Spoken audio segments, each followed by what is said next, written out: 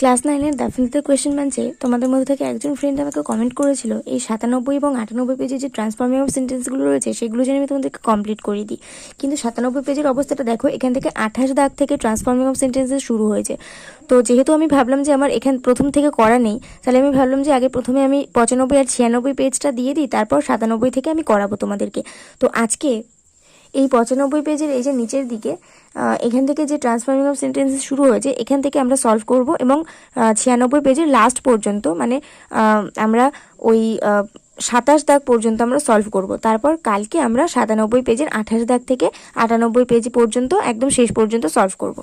তো এখানে দেখো প্রথমে আমাদের আছে, এবার দেখো তোমাদেরকে একটা কথা বলি, অ্যাফার্মেটিভ থেকে নেগেটিভ করতে বলেছে এবং নেগেটিভ থেকে অ্যাফার্মেটিভ করতে বলেছে। তো যখন অ্যাফার্মেটিভ থেকে নেগেটিভ করবে মানে এমনভাবে নেগেটিভ করবে যেন তার মানে যখন আমরা একটা বাক্য থেকে আরেকটা বাক্যে রূপান্তরিত করব এমনভাবে রূপান্তরিত করব যেন সেই বাক্যের মিনিংটা না চেঞ্জ হয়ে যায়। মানে যেটা না বাচকে আছে সেটা না বাচকেই রাখতে হবে, আবার যেটা হ্যাঁ বাচকে আছে সেটা হ্যাঁ বাচকেই রাখতে হবে। মানে কোনোভাবেই যেন কথাটার মানে না চেঞ্জ হয়ে যায়।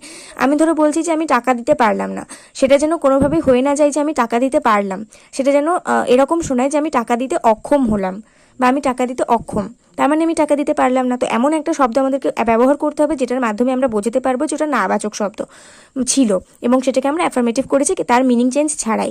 তো এই জন্য আমাদেরকে এই সমস্ত শব্দগুলোর অ্যান্টোনিম জানতে হবে এবং অ্যান্টোনিম ইউজ করে আমাদেরকে অ্যাফার্মেটিভ থেকে নেগেটিভ করতে হবে এবং নেগেটিভ থেকে অ্যাফার্মেটিভ করতে হবে।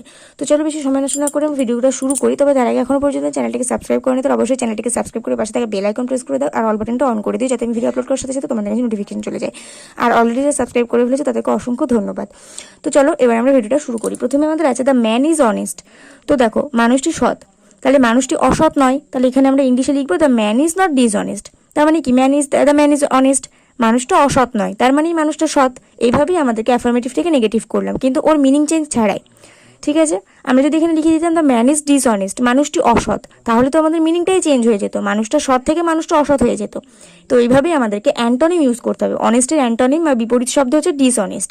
তো এইভাবে আমাদের বিপরীত শব্দ ব্যবহার করে করে আমাদেরকে সব সেন্টেন্সগুলো রূপান্তরিত করতে হবে। তো সেকেন্ডে আছে he was not present in the class, he was absent in the class. Everyone agreed to the proposal, none disagreed to the proposal. Only death can now cure her. যখনই দেখবো অনলি দিয়ে কিছু আছে অ্যাফার্মেটিভে তখনই বুঝবো নেগেটিভ করতে হলে সেটা নান বাট দিয়ে করতে হবে। তো অনলির জায়গায় শুধু নান বাট বসিয়ে দিলেই হবে, তাছাড়া আর কোনো কাজ নেই। None but death can now cure her. As soon as the teacher enter the student stood up. যখন দেখবে অ্যাজ সুন অ্যাজ দিয়ে আছে তখন বুঝবে সেটা নো সুনার হ্যাড দিয়ে হবে। তো no sooner had the teacher enter, তারপর আমাদের একটা দেন হয়। ঠিক আছে, আমাদের তারপরে একটা দেন হয়। নো সুনার হ্যাডের পরে আমরা লিখে দিই দ্য টিচার এন্টার, তারপরে আমাদের একটা মানে যেখানটা আমাদের কমা থাকে প্রশ্নে সেখানটা আমাদের একটা দেন হয়। তারপর দ্য স্টুডেন্ট স্টুড আপটা যেরকম মানে তারপরে যে সেন্টেন্সটা যেরকম থাকে সেরকম আমাদেরকে লিখে দিতে হয় দ্য স্টুডেন্ট স্টুড আপ। তো as soon as the teacher, as soon as এর জায়গায় আমাদের নো সুনার হ্যাড বসাতে হয় আর এই যে কমার জায়গায় আমাদের একটা দেন বসাতে হয়। আর তাছাড়া যা আছে সব একই রকম থাকে। আশা করছি তোমাদেরকে আমি বুঝতে পারছি। He was too proud to confess his guilt, he was so proud that he could not unconfess his guilt. She can not pay the money, she default the money. যখন বলে যে সে টাকা দিতে পারলো না তখন মানে টাকা দিতে পারলো না মানে সে টাকাটা ডিফল্ট করলো, মানে সে টাকা দিতে পারছে না।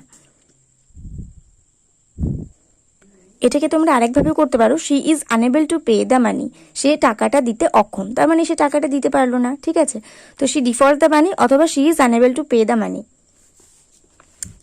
এভরিওয়ান, দেখো সবাই কিন্তু সেই ডিফল্ট দ্য মানিটা জানে না, তো কোনো কোনো এক্সামিনার এটা লিখলে কি এটা দিতে পারে, তো সেই জন্য তোমরা এটা লেখো, এটাই আমি রিকমেন্ড করবো যে এটা লেখার জন্য। Everyone has to accept the dictates of destiny. তো এভরিওয়ান থাকলে নান দিতে হবে আর হ্যাজ টুটাকে আমরা ক্যান অ্যাভয়েড করে দেবো। None can avoid to accept the dictates of destiny. He did not accept it, he refused it. You are wiser than I am not wiser than you. This is the most significant point of the essay. This is not the insignificant point of the essay.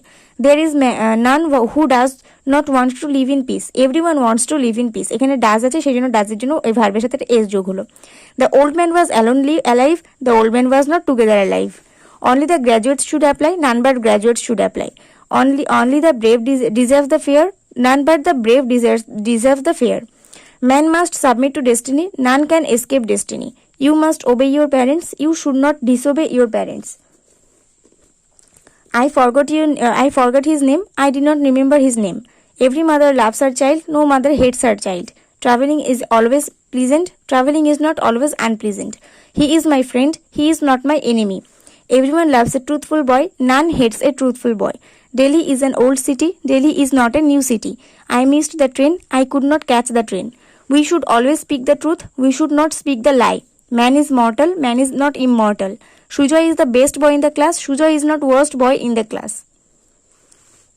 Sujoy is not worst boy in the class, আর এখানে আছে man is not immortal.